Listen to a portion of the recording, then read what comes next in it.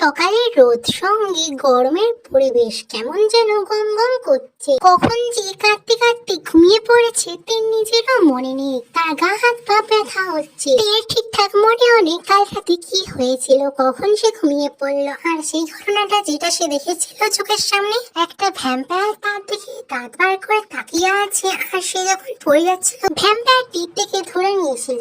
তারপরে কি হলো কিছু মনেই নেই। আর তে রুমের মধ্যে কি করে এলো এইসবই চিন্তা করছিল। ঠিক সেই সময় রুমের মধ্যে প্রবেশ করলেন তার মা জিন। চলো তোমাদেরকে এখানে তের পরিচয় দেওয়া যায়। তের বাবা আর.এম. মল্লিক কলকাতা শহরের সব থেকে বড় নাম করা বিজনেসম্যান। আর তার ভালোবাসার মানুষটি হলো তের মা মানে জিন। তাদের একমাত্র মেয়ে, দুজনেই তাদের মেয়েকে অনেক বেশি ভালোবাসে। আর তাদের মেয়ে হলো তে। মানের চোখের মনে হচ্ছে তে, তাই জন্য তো তের পছন্দের ছেলের সঙ্গে তের বিয়ে দিতেও রাজি হয়ে গেছিল। আর তারপর যেটা ঘটলো সেটা তোমরা বাইরে অনেক দেখেছো। তো চলো এবার গল্পে যাওয়া যাক। তো আমার আদরের দুলারি মেয়েটার ঘুম ভাঙলো? মা, তোমার আদরের দুলারি মেয়ের ঘুম ভেঙে গেছে। বলো মা, কি বলবে? জিন মনে মনে বলল, তুই আমার সামনে হাসি খুশি থাক না কেন, আমি তো জানি আমি তো মা হই তোকে জন্ম দিয়েছি। যতই আমার সামনে হাসিস না কেন, আমি সবকিছুই বুঝিয়েছি। আসলে তুই কাল রাতে অনেকক্ষণ কেঁদেছিস আর তারপরেই রুমে এসেছিস। আমি তোকে জোর করবো না, তোর যেটা ইচ্ছা তুই সেটাই কর। তোকে অনেক বেশি ভালোবাসি, তাই তো আমি মুখ বুঝে সবকিছু সহ্য করে নিচ্ছি। ওই ছেলেটাকে তো আমি ছাড়বই না। আমার মনে হয় না যে আমাকে খেলার ময়দানে নামতে হবে, কেননা আমি শিওর আছি আমার হাজবেন্ড এতক্ষণে তো ওই ছেলেটাকে মজা দেখিয়ে দিয়েছে আমার মেয়ের সঙ্গে চিট করার জন্য। মিসেস কিম নিজের খেলে ডুবে আছে। ঠিক সেই সময় আমাদের গল্পের নায়িকাতে বলে উঠলো, কি গো মা, তুমি আমাকে কিছু বলতে এসে নিজে আবার কোন খেলে ডুবে গেলে? বলবে তো কি বলবে? তীর কথা শুনে মিসেস চিন একটু নড়ে চড়ে দাঁড়ালো আর বলল, এই তো মা, তোকে ডাকতে এসেছিলাম। তুই কি কলেজে যাবি নাকি আজকেরও ছুটিতে থাকবি? তে মনে মনে চিন্তা করলো, ওই হারামজাদার জন্য আমি নিজের লাইফটাকে কেন নষ্ট করব? আমি যাবো, আজকের থেকেই কলেজে যাবো। তারপর তে তার মার দিকে তাকিয়ে বলল, হ্যাঁ মা, আমি আজকে কলেজের জন্য যাব, তাই তুমি তাড়াতাড়ি রেডি করে নাও আমার জন্য খাবার দাবার। আমি চলে যাবো আজকের কলেজে। তার মা বুঝতে পারলো তে আসলে যেতে চায় আজকের কলেজে, তাই সেও আর থেকে কোনো বাধা না দিয়ে চলে গেল তের জন্য নাস্তা তৈরি করা। এরপর তে বেড থেকে উঠে সোজা চলে গেছিল শাওয়ার নেওয়ার জন্য। শাওয়ার নিয়ে এসে তে রেডি হয়ে গেছিল কলেজে যাওয়ার উদ্দেশ্যে। নিচে নামতেই তার মা তার জন্য খাবার বেড়ে দেয়। তে খাবারটা আবার ফিনিশ করে সেখান থেকে চলে গেছিল নিজস্ব গাড়ি করে কলেজের উদ্দেশ্যে। তে কলেজে এসেছে দেখে জিমি অনেক বেশি খুশি হয়ে যায় আর তেকে জড়িয়ে ধরে আর বলতে থাকে, কি রে আমার মিষ্টি পরি, তুই এতদিন পরে এলি? এতদিন পরে বললো আমাদের কথা। এখানে তোমাদেরকে জিমিনের পরিচয় দিয়ে দিই। জিমিন হলো আমাদের তের 2 নম্বর বেস্ট ফ্রেন্ড। তের হচ্ছে দুটো বেস্ট ফ্রেন্ড। আগের গল্পে তোমরা দেখেছো লিসাকে, আর এই পার্টে আমি তোমাদেরকে শো করাচ্ছি জিমিনের সঙ্গে। লিসার তো বিয়ে হয়ে গেছে, তাই লিসা এখানে থাকে না। লিসা তার হাজবেন্ডের সঙ্গে থাকে, তাই লিসা মাঝে মাঝে দিকে কল করে আর তার সঙ্গে অনেক গল্প করে। আর আমাদের জিমিন বেবি এখনো সিঙ্গেল আছে, তাই কোনো বিয়ে ঠিক করেনি। যেহেতু তে এখনো কলেজে আসে, তাই তের সঙ্গে এখানে কথাবার্তা বলে। জিমিন যেহেতু তের বেস্ট ফ্রেন্ড, তাই জিমিন ভালো করেই জানে তের আর বোকামির ব্যাপারে আর তাদের এই বিয়ে ভেঙে যাওয়ার ব্যাপারটা সবকিছু জানে। তাই তো জিমিন তের মনটা খারাপ করতে চায় না। আর সেই কারণে সে তার মার কাছ থেকে সবকিছু জেনে নিয়েছিল। তের মা তাকে সবকিছু জানিয়েছে। তারপর জন্য জিমিন আর তাকে এক্সট্রা ভাবে কোনো কিছু জিজ্ঞাসা করলো না। একে নিয়ে সোজা চলে গেল কলেজের ভিতর। ক্লাসে প্রফেসর এসে ক্লাস তো করিয়ে যাচ্ছে, কিন্তু তের মনে ঘুরে চলছে কালকে রাতের ঘটে যাওয়া সেই ঘটনাগুলো। তে বুঝতে পারছে না সেগুলো স্বপ্ন ছিল নাকি বাস্তব ছিল। তের তো এটাও মনে নেই সে কখন রুমে এলো। আর তাকে রুমে যদি কেউ নাই নিয়ে আসে, সে রুমে পৌঁছালো কি করে? তার স্পষ্ট মনে আছে সে ছাদে ছিল। আর তাহলে কি সেই ভ্যাম্পায়ারটা সত্যিই তার সামনে এসেছিল? আর যদি এসে থাকে তাহলে তে এখনো বেঁচে আছে কি করে? তের মাথায় শুধু এইসব প্রশ্নে ঘুরে চলছে। ঠিক সেই সময় তের কাঁধে হাত রাখলো জিমিন। জিমিন তেকের দিকে তাকিয়ে বলল, কি রে, তুই তখন থেকে কি সব ভেবে যাচ্ছি? আমি তো তোকে আসার পর থেকে প্রোগ্রামকে নিয়ে কোনো কথাই বলিনি। তুই তাহলে কিসের চিন্তা করছিস? আমাকে তো বেস্ট ফ্রেন্ড মনে করিস না? তাহলে বল তোর প্রবলেমটা কি? আমি যদি পারি তাহলে সলভ করার চেষ্টা করবো, যদি ওই প্রোগ্রামকে নিয়ে না হয়ে থাকে তো। তে তখন জিমিনের দিকে তাকায় আর বলে, ঠিক আছে আমি তোকে বলছি, বাট তুই বল, তুই আমাকে পাগল বলবি না বা ভাববি না এসব আমার মনের ভুল। কিন্তু আমি শিওর যে এটা সত্যি, এটা মিথ্যা হতে পারেই না। আমার স্পষ্ট মনে আছে কালকের ঘটনাগুলো। জিমিন দিকে ভরসা দেয় আর বলে, আমি তো তোর বেস্ট ফ্রেন্ড হই না? আমি আমি তোর কথা শুনে কখনো হাসবো না। বল তুই কি বলতে চাস। তারপর জিমিন তাদের কথাগুলো মন দিয়ে শুনতে থাকে। ঠিক সেই সময় তাদের ক্লাসের মধ্যে প্রবেশ করে তাদের হেডমাস্টার মানে জেহোপ। জিমিন তার কথা শুনে থেকে কিছু বলতো, ঠিক সেই সময় যেহেতু জেহোপ চলে এসছে তাই তারা সবাই দাঁড়িয়ে যায় আর তাদের সবাইকে সম্মান জানায়। সবাই বলতে এখানে একটি নতুন টিচার নিয়ে এসেছে আমাদের হেডমাস্টার জেহোপ। তাদের হেডমাস্টার জেহোপ। তো নতুন টিচারটার সঙ্গে এখন আলাপ করে দেওয়া হবে। জেহোপ বলল, ইনি হচ্ছেন মিস্টার চিয়ন জাংকুক। ইনি আজ থেকে তোমাদের কলেজের নিউ বায়োলজি টিচার। সবাই আমাকে রেসপেক্ট দেবে আর সবাই আমার সঙ্গে পরিচয় করিয়ে নেবে। নিজের ইনি কিন্তু খুব রাগি, তাই সবাই নিজের স্টাডি করে আসবে। যদি স্টাডি করে না আসো তাহলে ইনি তোমাদেরকে অনেক বেশি শাস্তি দেবে, যেটা তোমাদের হয়তো খারাপ লাগবে। তাই বলে দিলাম, তোমরা সবাই আগে থেকে সাবধান হয়ে যাও। কলেজের নিউ টিচারকে আর কেউ না জানলো আমাদের জিমিন খুব ভালোভাবে চিনতো। এটা আর কেউ না, জিমিনের ভাই হয় চিয়ন জাংকুক। কিন্তু জিমিন বুঝে পারছিল না তার ভাই কেন হঠাৎ আজকের এই কলেজে এলো। তাহলে কি জাংকুক কোনো নতুন শিকারের সন্ধান করছে? জিমিন সেটাই ভেবে যাচ্ছিল। ঠিক সেই সময় জাংকুক বলল, ঠিক আছে তোমরা বসে পড়ো। আর আমার পরিচয় তো তোমরা সবাই জেহোপ স্যারের কাছ থেকে শুনেইছো, তা আমি এক্সট্রা করে কিছু বলবো না। আর তোমাদের পরিচয়টা আমায় কি সবাই দিয়ে দাও এক এক করে। আর আমার সম্পর্কে তো সবাই শুনেছই যে আমি খুব রাগি, আর যদি আমার দেওয়া পড়া তোমরা কমপ্লিট করে না আসো তাহলে আমি সবাইকে শাস্তি দেব।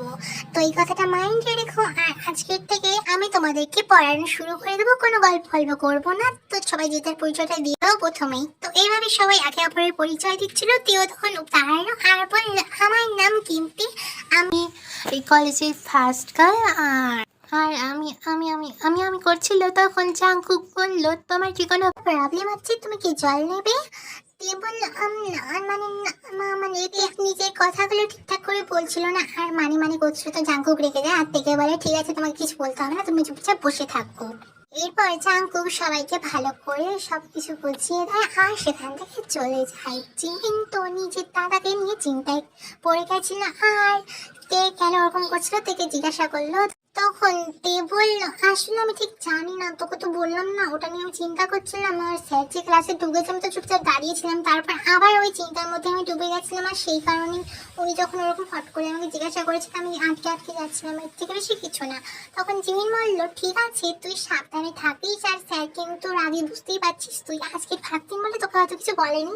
তখন জিমিনের কথাগুলো শুনে তুই বললো, তুই কেন তা আগে থেকে চিনিস? তখন জিমিন জানায়, না না জিমিনের হ্যাঁ এগুলো আটকে যাওয়ার কথা শুনে বললো, কি রে তোরও কি এখন আমার মতো শুরু হলো? আচ্ছা ঠিক আছে, যা তোকে বলতে হবে না। আর জিমিনকে জল দিল। জিমিন জলটা ফিনিশ করে বলল, এরকম কোনো ব্যাপার না, আসলে উনি আমার দাদা হয়তো, তাই আমি ওনাকে চিনি। তখন তে বললো, ও আচ্ছা তাই বল। এরপর তে ডাইরেক্টলি জিমিনকে বললো, আচ্ছা জিমিন বল না, এই কালকে যেটা হয়েছিল ওটা কি স্বপ্ন ছিল নাকি সত্যি ছিল, তোর কি মনে হয়? জিমিন বললো, আরে ওটা হয়তো স্বপ্ন ছিল, আর তুই হয়তো নিজের রুমে এসেছিলিস, তোর হয়তো ঠিকঠাক মনে নেই, কারণ তুই তো ইমোশনাল ছিলিস না, এরকমও হতে পারে। তখন জিমিনের কথাগুলোকে সত্যি ভেবে তে কথাটাকে এড়িয়ে চললো আর প্রত্যেকটা ক্লাসে মন দিয়ে স্টাডি করলো। কলেজ ফিনিশ করে তে বাইরে বেরোলো আর তার ড্রাইভারকে ফোন করলো। ড্রাইভার আঙ্কেল ফোন তুলে বলল, মাটি আমি না আজকে যেতে পারবো না, আমার স্ত্রী অনেক বেশি অসুস্থ, তাই নামজন স্যার আমাকে ছুটি দিয়ে দিয়েছে। আর তিনি বলেছেন আপনি যেন একা একা এখান থেকে নিজের বাড়িতে না যান, কারণ এখান থেকে যাওয়ার অনেকটা রিস্কি, যেহেতু ওরা সন্ধেবেলার পরপরই অনেক লোক মারা যাচ্ছে আর তাদের গলার মধ্যে অদ্ভুত দাঁতের নিশান পাওয়া যাচ্ছে, সেই জন্যই আপনাকে তিনি বলেছেন যেন আপনি একা একা কোথাও না যান। আর আপনার বান্ধবী লিসা আপনার সঙ্গে এখানে দেখা করতে আসবে, কারণ তিনি এখানে ঘুরতে এসেছে। তো বলেছেন আপনি যেন লিসার সঙ্গে চলে যান তার বাড়িতে, আর লিসা দিদি ঠিক 6টার সময় চলে আসবে আপনাকে নিতে, ততক্ষণ আপনি ওখানকার কোনো রেস্টুরেন্টে চলে যান। ড্রাইভার আঙ্কেল কি অনেক বেশি ভালোবাসে আর অনেক বিশ্বাস করে, তাই তাকে জোর না করে সে কলটা কেটে দেয় আর সেখান থেকে চলে যায় একটি রেস্টুরেন্টে। রেস্টুরেন্টটা বেশি দূর ছিল না, তাই যেতে বেশি টাইম লাগেনি। সেখানে গিয়ে খাওয়া দাওয়া ফিনিশ করে আর লিসাও চলে আসে। লিসার সঙ্গে কথাবার্তা বলে আর তার সঙ্গে চলে যাচ্ছিল লিসার বাড়িতে। কিন্তু হঠাৎই লিসাদের কার্ডটা খারাপ হয়ে যাওয়ায় লিসা বলছিল, ওখান থেকে কোনো ক্যাব বুক করে চলে যা, কিন্তু তে বলে না এখান থেকে আমার বাড়ি বেশি দূর নেই, আমি চলে যেতে পারবো, 1 ঘন্টা লাগবে হয়তো, আমি চলে যেতে পারবো হেঁটে। আর যদি রাস্তায় কোনো কার পেয়ে যাই তাহলে আমি সেই কারটা পিক করে নেব। আর রাস্তায় যদি কোনো গাড়ি বা বাস পেয়ে যায় তাহলে আমি সেটাই উঠে পড়বো, তাই তুই চিন্তা করিস না, আমাকে যেতে প্লিজ। আর তাছাড়া আমাদের কলেজে নিউ বায়োলজির টিচার এসেছে, সে অনেক রাগি আসছে, অনেকগুলো পড়া দিয়েছে, তো আমাকে সেগুলো কমপ্লিট করতে হবে। তো লিসা আমি এখানে অনেকক্ষণ থাকতে পারবো না, সরি প্লিজ, তুই কিছু মনে করিস না, আমি চলে যাবো। লিসার দিকে জোরাজুরি করলো না আর তাকে ছেড়ে দিল, কারণ লিসা জানতোই না এখানে সন্ধ্যার পর এরকম দাঁতের নিশানওয়ালা মানুষের মৃতদেহ পাওয়া যায়, যেখানে মানুষের শরীরে কোনো রক্তও পাওয়া যায় না। তো লিসাদের কন্ডিশন গুলো শোনার পর থেকে ছেড়ে দেয় আর বলে যেন সাবধানে যায় সে। তেও লিসাকে সম্মতি জানিয়ে সেখান থেকে চলে যায়। তে বিশ্বাস করে না এইসব ভ্যাম্পায়ার গল্পে। তে মনে করে হয়তো কোনো জন্তু জানোয়ার আছে যারা এরকম কাণ্ড করে। তারপর এইসব দোষ গিয়ে পড়ে রূপকথার গল্পের নির্দোষ ভ্যাম্পায়ারদের উপর। এটা মনে করি তে সেখান থেকে চলে যাচ্ছিল, অথচ তে ভালো করে জানতো যে সন্ধ্যার পর অনেক মানুষের মৃতদেহ পাওয়া যায় ওই রাস্তা দিয়ে। লোকেরা এটাও বলে যে ওই রাস্তা দিয়ে যারা যারা যায় তারা নাকি কখনো ফিরে আসে না, বিশেষ করে যদি কোনো একজন ব্যক্তি থাকে। এই সব কিছুকে গল্প মনে করে সেখান থেকে চলে যায়। আর তারপর রাস্তা দিয়ে যাচ্ছিল, ঠিক হঠাৎ কয়েকটা বখাটে ছেলের সঙ্গে তার দেখা হয়, তারা তাকে বিরক্ত করছিল। তাই তে ভয়ের চোটে সেখান থেকে দৌড়াচ্ছিল, আর দৌড়াতে দৌড়াতে রাস্তার মাঝখানে চলে গেছিল। সেই বখাটে ছেলেগুলো ওই রাস্তার মাঝখানে আর যায় না, কেননা সেখানে সেই ভ্যাম্পায়ারের গল্পটা শুরু হয়। তাই তো থেকে সেখানেই ছেড়ে দেয়। তারা মনে মনে এটাই ভাবলো, একটা সুন্দর মেয়ের পিছনে পড়ে শেষ অব্দি একটা ভ্যাম্পায়ারের হাতে পড়ে মারা যাবে নাকি, শেষ অব্দি একটা ভ্যাম্পায়ারের হাতে পড়ে মারা যাবে নাকি। তাই তো তারা তীর পিছন না করে থেকে ওখানেই ছেড়ে দেয়। তারপর তোতে সেখান থেকে সেই বখাটে ছেলেগুলো চলে গেছে দেখে তে সেখান দিকে চলে যাচ্ছিল, ঠিক সেই সময় তার পিছনে একটি লোকে হাত রাখে। টিয়াকেই ভয়ে ভয়ে ছিল, তাই পিছনে ঘুরে লোকটিকে দেখে সে বলল, আরে বাবা আপনি আবার কোথাকার কে রে, আপনি আবার আমাকে জ্বালাতে এসছেন নাকি, এখান থেকে সরুন তো, আমাকে যেতে দিন, সবাই মিলে আমার টাইমটা খালি নষ্ট করছে, আমার একদমই ভালো লাগছে না। বলে তে সেখান থেকে চলে যাবে, ঠিক সেই সময় তার সামনে আর দুটো লোক চলে আসে। তারা দুজন ওদের দিকে একটা করে এগোচ্ছিল, আর পিছন থেকে সেই লোকটিও এগোচ্ছিল। তে মাঝখানে থমেরে দাঁড়িয়ে যায়, আর দেখতে পারলো সেই তিনজনেরই মুখ থেকে বেরিয়ে এসছে বড় বড় দুটো ধারালো দাঁত। তাদের রূপটা চেঞ্জ হয়ে যায়, বোঝাই যাচ্ছিল কোনো ভ্যাম্পায়ার। তে তো পুরো অবাকের চরম সীমানায় পৌঁছে গেছিল, কারণ তে বাস্তব দুনিয়ে কখনো ভ্যাম্পায়ার দেখেনি, আর এই সব কিছুকে রূপকথার গল্প বলে মনে করতো। আর তার সামনে এরকম তিনটে ভ্যাম্পায়ার দেখে তের মনে পড়লো খবরে বেরোনো সেই কাগজের গল্পগুলির কথা, যেখানে ছিল কয়েকদিন ধরেই সেই রাস্তাতে পাওয়া যাচ্ছিল অনেক মানুষের লাশ, যেখানে মানুষটার থেকে কোনো রক্ত নেই, আর তাদের ঘাড়ের মধ্যে ছিল দুটো তীক্ষ্ণ দাঁতের নিশান। তে তো ভয়ে শেষ হয়ে যাচ্ছে, আর মনের মধ্যে একটাই কথা আওড়ে যাচ্ছে, হে ঈশ্বর আমাকে এই যাত্রায় বাঁচিয়ে নাও, এর পরের বার তো আমি কখনোই কারোর কথাকে অন্ধবিশ্বাস মনে করবো না, আমাকে প্লিজ বাঁচিয়ে নাও। আর সেই ভ্যাম্পায়ার গুলো তের দিকে এগিয়ে আসছিল। তে তো ভয় পেয়ে যাচ্ছিল, আর বুঝতে পারছিল হয়তো তার এটাই শেষ দিন পৃথিবীতে থাকা, সে হয়তো এখন মারা যাবে।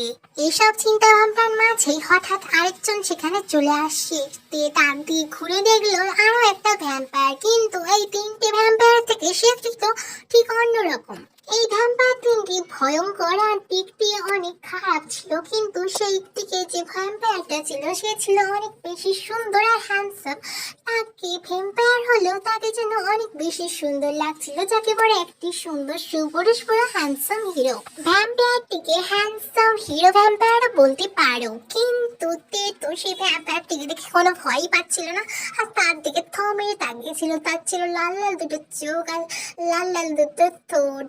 সেই ভ্যাম্পায়ারটার দিকে অনেকক্ষণ তাকিয়েছিল, পুরো দেখে নিল, বুঝতে পারলো সে ছিল হ্যান্ডসাম। আর তার মাথায় যেহেতু একটা ক্রাউন আছে, বোঝা যাচ্ছে সে কোনো নর্মাল ভ্যাম্পায়ার নয়, সে হয়তো ভ্যাম্পায়ার কিং। আর তখনই তের মনে পড়লো সেদিনকার রাতের ভ্যাম্পায়ারটার কথা, তারও মাথায় ঠিক একটা এরকমই ক্রাউন ছিল, আর তাকেও ঠিক এরকম সুন্দর দেখতে ছিল, কিন্তু তার সামনে চুলগুলো ঢাকা থাকায় তে তার চোখ দুটো দেখতে পায়নি। কিন্তু তে বুঝতে পারে সেই ভ্যাম্পায়ারটা আর এই ভ্যাম্পায়ারটার মধ্যে কোনো তফাৎ নেই, তারা দুজনে একই। তার মানে সেদিনকার রাতের ভ্যাম্পায়ার আর আজকের এখানে যে ভ্যাম্পায়ারটা এসছে তারা দুজনেই এক, মানে একটাই ভ্যাম্পায়ার। তের চিন্তা ভাবনার মাঝেই ভ্যাম্পায়ার কিং এসে সেই তিনটে ভ্যাম্পায়ার গুলোকে শেষ করে ফেলে সেখানেই।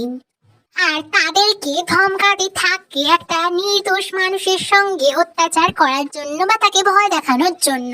আসল কথা হলো জাংকুক এটাই মিন করতে চায় কেন তারা তিনজন একটা নির্দোষ মেয়েকে যে কিনা ভালো মানে তাকে খাওয়ার চেষ্টা করছে। জাংকুক তো খুব রেগে গেছিল, তাই তাদের তিনজন গিয়ে সেখানে শেষ করে দেয়। দিয়ে সেই সব ঘটনায় নিজের চোখ দিয়ে দেখছিল আর জাংকুকের দিকে তাকিয়েছিল। ঠিক সেই সময় জাংকুক হঠাৎই তার কাছাকাছি চলে আসে আর তাকে বলে, তোমার কি আমাকে ভয় লাগছে না?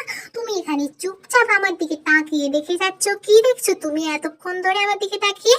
তের কানে জাংকুকের বেলা কথাগুলো পৌঁছাচ্ছিলই না। তে তার দিকে অবাক দৃষ্টিতে যেরকম তাকিয়েছিল আগের মতো সেরকমই তাকিয়ে আছে। জাংকুক অনেকটা বিরক্তি নিয়ে বলে, তোমার কি ভয় লাগছে না? আমি কিন্তু তোমাকে শেষ করে দিতে পারি। তখন তে একটু মুচকি হাসি আর জাংকুকের দিকে তাকিয়ে বলে, যে প্রাণ বাঁচায় সে কখনো প্রাণ নিতে পারে না, এটা কিন্তু একটা সত্যি কথা। আপনি যদি আমাকে শেষ করতেই চাইতেন আপনি আমাকে বাঁচাতেন না। তো জাংকুকের দিকে তাকায় আর মুচকি হাসি বলে, তোমাকে আমি ছেড়ে দিলাম, যাও এখান থেকে চলে যাও, তোমাকে আর কেউ ডিস্টার্ব করবে না। কিন্তু কে শুনে কার কথা? নাছুর বান্দাতে তো জাংকুককে বিরক্ত করে যাচ্ছিল, বলছিল, হে ভ্যাম্পায়ার কিং, আমি বুঝতে পেরেছি তুমি কিং হও, আমি তোমার সঙ্গে ছবি তুলতে চাই। তোমাকে দেখতে কত হ্যান্ডসাম গুড লুকিং, পুরো আমাদের কলেজের বায়োলজি টিচারের মতো। জাংকুক এতক্ষণ তের কথাগুলো শুনছিল, যেই না শুনে যেতে তের কলেজের বায়োলজি টিচারের কথা, জাংকুক তো সেখানে আর থাকে কই। জাংকুক বলে, এই মেয়ে তুমি যাত্রার সঙ্গে আমার সৌন্দর্যের বিবরণ দিও না, আমি আর সে কিন্তু এক নই। বলে থেকে কোলে তুলে নেয় আর তাকে নিয়ে চলে গেল সোজা তেদের ব্যালকনিতে।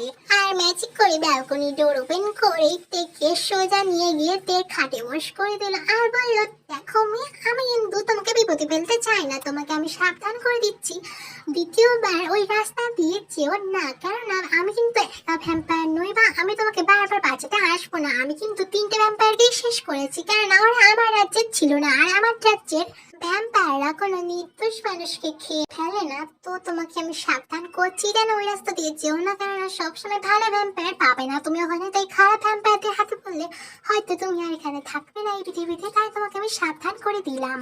দিয়ে আমাদের মিস্টার জাংকুক চলে যাবে, ঠিক সেই সময় উঠে এসে জাংকুকের হাত ধরে নিয়ে আর বলে, হে হ্যান্ডসাম, তোমার ফোন নাম্বার দিয়ে চাও না? তোমাকে তো সুন্দর দেখতে, হ্যান্ডসাম একটা ভ্যাম্পায়ার তোমাকে দেখে মনেই হয় না। একটা কাজ করো না, তুমি আমাদের বাড়িতে বিয়ের সম্বন্ধ নিয়ে আসো, তুমি আমার সঙ্গে বিয়ে করো না। আমার তো কত ইচ্ছা আমার একটা হাজবেন্ড হোক যে একটা ভ্যাম্পায়ার হবে। আমি তো ছোটবেলা থেকে এরকম স্বপ্নই দেখি, বাট তুমি তো আর আমার হাজবেন্ড হবে না। কিন্তু তবুও আমি একবার বলে দেখলাম, যদি আমার এই ড্রিমটা পূরণ হয়। তো আমাদের ভ্যাম্পায়ার কিংদের কথাবার্তাগুলো শুনে হাসলো আর বললো, তুমি জানো আমি কতটা বেশি ভয়ঙ্কর, কিন্তু তবুও তুমি আমার সামনে এরকম ভাবে কথা বলছো, মানে তুমি আমার সঙ্গে ফ্লার্ট করেছো। কিন্তু আমি তোমাকে ছেড়ে দিলাম, আমি তোমার কোনো ক্ষতি করতে চাই না। দেখো আমাকে বিরক্ত করে না, আমাকে যেতে হবে। তোমার রক্তের গন্ধ অনেকটা বেশি নেশালো, তাই যদি আমি বেশিক্ষণ তোমার সঙ্গে থাকি হয়তো তুমি আর এই পৃথিবীতে থাকবে না, তাই আমাকে যেতে দাও। বলে জাংকুক তের হাত ছাড়িয়ে সেখান থেকে চলে গেল। বেচারিতে কোনো কিছু না বুঝতে পেরে সেখানে শুয়ে পড়লো আর চলে গেল ঘুমের দেশে। ঘুমাতে ব্যস্ত আর তার মা তাকে নিয়ে চিন্তা করতে ব্যস্ত, কখন তে আসবে, কারণ তার মা তো দরজার সামনে দাঁড়িয়ে আছে, কিন্তু তেকে এখনো আসতে না দেখে চিন্তায় পড়ে দেখে কল করে। তখন তের ঘুমটা ভেঙে যায় আর বলে, হ্যালো মা, কি হয়েছে বলো না, কি বলবে?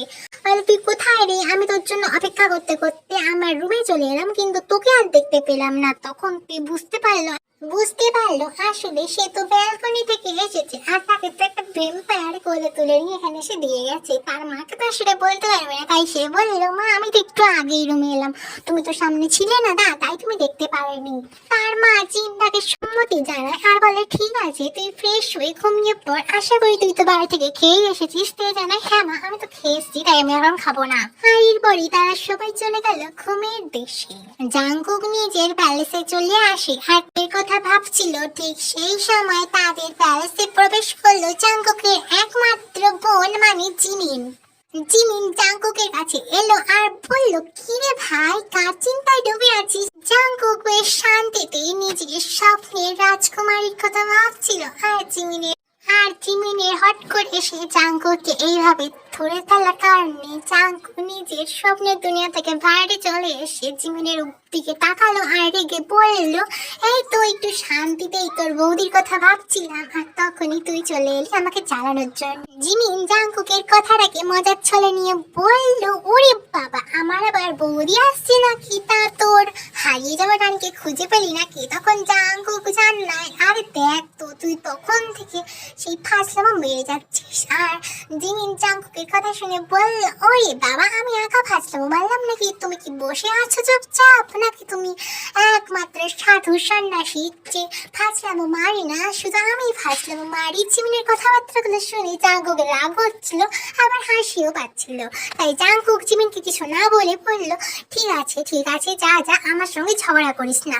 তুই কি খাবার দাবার খেয়েছিস? তখন জিমিন জানায়, আমি সবকিছুই খেয়েছি, কেননা আজকের আমি আমার প্রিয় বন্ধু মানে তোর বেস্ট ফ্রেন্ডের সঙ্গে চলে গেছিলাম রেস্টুরেন্টে আর অনেক খাবার দাবার খেয়েছি, তাই আমার অনেক ভালো লেগেছে খাবার দাবারগুলো। তখন জাঙ্কুক বলল, আমরা হিউম্যানদের খাবার খেতে পারি কি? এটা খুব আশ্চর্য বিষয়, কারণ আমাদের এই ভ্যাম্পায়ার ওয়ার্ল্ডের বেশিরভাগ লোকই মানুষের খাবার খেতে পারে না, কিন্তু আমাদের এই ভ্যাম্পায়ার ওয়ার্ল্ডের বেশিরভাগ ভ্যাম্পায়ারই তো মানুষদের খাবার খেতেই পারে না। খেলে তাদের শক্তি কমে যায়, কিন্তু আমাদের তো কোনো প্রবলেমই হয় না। আমরা প্রিন্সেস আর প্রিন্স হওয়ার কারণে আমাদের এরকম মনে হয় না, বা আমাদের হয়তো কোনো কিছুই হয় না। কিন্তু আমি যতদূর শুনেছি আমাদের মা বাবার তো এরকম প্রবলেম হতো। তখন জাঙ্কুকের কথাবার্তাগুলো শুনে জিমিন বলল, দেখ ভাই, তুই এত জ্বালাস না তোমাকে। আমাদের মা তো মানুষ ছিল, তাকে তো এই ওয়ার্ল্ডে থাকার জন্য ভ্যাম্পায়ার হতে হয়েছিল, আর আমাদের বাবাও তাকে তাই বাধ্য হয়ে কামড়েছিল আর ভ্যাম্পায়ার বানিয়ে দিয়েছিল। সেই জন্যই তো এরকম হয়েছে না? হয়তো আমাদের মার কিছু গুণ আমাদের মধ্যে আছে, যেহেতু মা তো প্রথম থেকে মানুষ ছিল, পরের দিকে ভ্যাম্পায়ার হয়েছে, সেই জন্যই। জাঙ্কুক জিমিনের কথা সম্মতি জানায় আর খুব খুশি হয়ে যায় তার ফিউচারে রানীর কথা ভাবতে ভাবতে। আসলে জাঙ্কুকের ফিউচার রানী আর কেউ নয়, আমাদের গল্পের হিরোইন তে। জাঙ্কুকেরও তের পছন্দ হয়েছে, তাই তো সে তের সঙ্গে দেখা করার জন্য তাদের কলেজে বায়োলজি টিচার সেজে গেছিল, আর তারপরে থেকে বাঁচাতেও যায়, কেননা জাঙ্কুক থেকে ভালোবেসে ফেলেছিল সেই প্রথম দেখাতে, যখন তে সেদিনকার ছাদে বসে বসে কান্নাকাটি করছিল দোলনার মধ্যে। আর সেদিন রাতে জাঙ্কুকের দুর্পক্ষী, আর সেদিন রাতেই যখন জাঙ্কুক থেকে প্রথমবার ওখানে দেখেছিল, জাঙ্কুক ওকে ভালো লেগে গেছিল দেখে। আর তাছাড়াও যখন সেই শত্রুপক্ষের ভ্যাম্পায়ার দুটো এই দিকে আসছিল, তখন জাঙ্কুক তাদের দেখতে পেয়েছিল, আর সেই জন্য তীর কাছে চলে গেছিল, কেননা শত্রুপক্ষের ভ্যাম্পায়াররা জাঙ্কুককে অনেক বেশি ভয় পায়, সেই জন্যই জাঙ্কুক সেখানে আসতে সেখান থেকে চলে যায়। আর তে তো জাঙ্কুককে দেখে সেখানে অজ্ঞান হয়ে গেছিল। আর তারপরের ঘটনা তো তোমরা দেখতেই পারলে পার্ট 2-তে।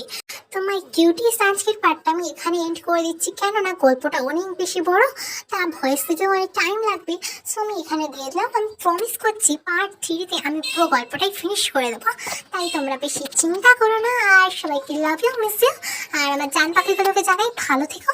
যদি আমার এই গল্পটা ভালো লেগে থাকে তোমাদের, তো তোমরা লাইক করে দিতে ভুলে যেও না। আর আমাকে কিন্তু অবশ্যই সাবস্ক্রাইব করে দেবে। যদি সাবস্ক্রাইব না করো, তাহলে এরকম মিষ্টি মিষ্টি গল্প তোমরা পাবে কোথা থেকে?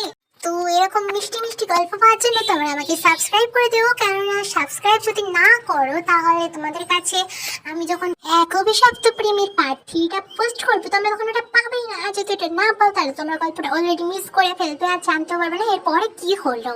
তো এই জন্যই বললাম আর কি। সো এখনকার মতো বাই বাই, দেখা হচ্ছে পরের ভিডিওতে। Miss you my cuties.